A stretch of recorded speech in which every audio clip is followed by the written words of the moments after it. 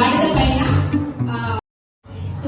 గాడిద పైన ఏంటి సువార్తను ప్రకటిస్తున్నాడు కదా, ఆ సన్నివేశం ఇప్పుడు మనము చూద్దాం. శిష్యులారా ఇలా రండి.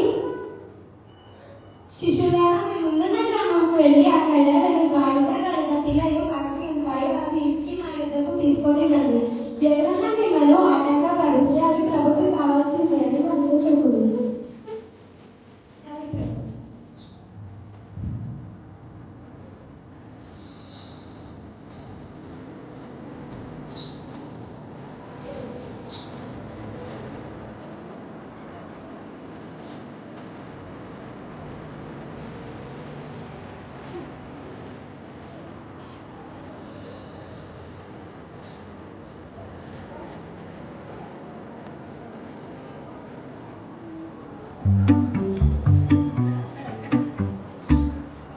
తర్వాత గాడిద పైన మరి అక్కడ ఉన్న జనాలు వస్త్రాలను పరుస్తారు. ఆ తర్వాత దేవుడు గాడిద పైన ఎక్కి యెరూషలేము చుట్టూ సంచారం చేస్తున్నారు.